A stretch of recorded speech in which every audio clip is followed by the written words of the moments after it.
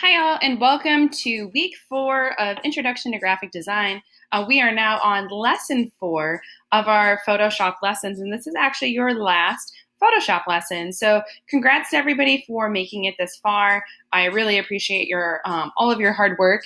I really like this lesson because I feel like it's something where you get this really neat effect with the simple tools already that you've learned how to do. There's going to be some new tools in here that you're also going to learn how to do. Now, in comparison to week 3, I do feel like this lesson is a little bit easier than your week 3 lesson.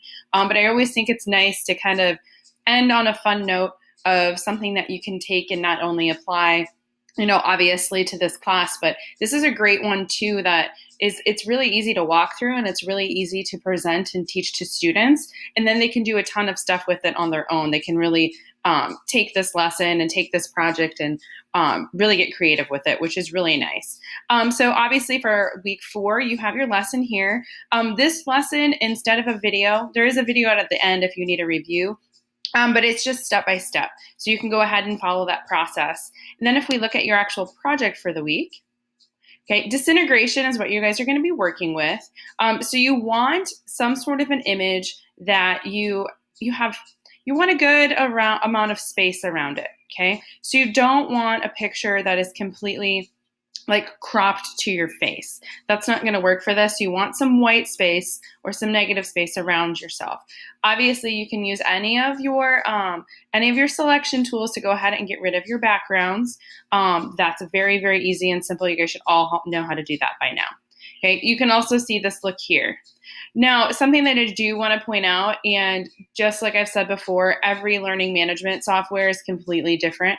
I usually work with Schoology a lot, and I never have issues of file sizes. We've had some issues with file sizes for some people who are working ahead.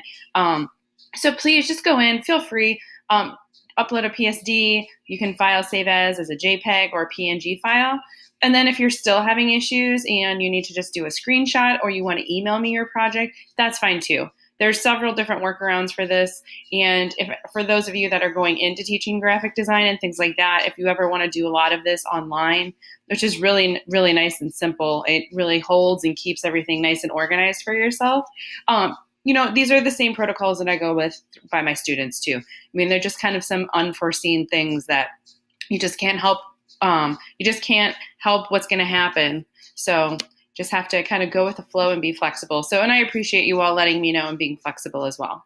So if I go into Photoshop, I'll show you an example. This was one of my students. So for this lesson, she had a picture of herself actually on the basketball court, and then she cut out her background, and then she followed the steps to actually liquefy.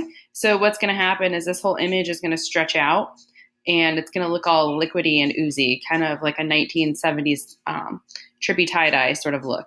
And then you're going to learn how to actually use some of the eraser tools to go in and make this pattern. She actually took this picture and then actually applied it to other Photoshop techniques to actually do I think she was doing some sort of invitation for like a birthday or something like that. And it turned out really cool. So this is just a nice, easy, simple thing that you can do, but you can really take it onto new levels when you apply your other knowledge in Photoshop. So that is your lesson for this week. I will be posting more of the Illustrator lessons. So if we look at what's coming up, when you go into Illustrator,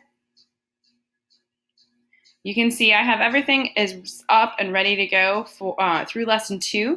3 and 4 will be coming this week, and then I will have your instructional lesson. I should have that up shortly as well. So for those of you guys that are going on vacation, plowing through this a little bit faster than others, then you'll be up and you'll be ready to go. So let me know, of course, if you guys have any questions at all. Seriously, great job up until now. I've been really impressed, and it's been great to work with you all. So looking forward to seeing what you do with this project. Have a great week, everybody.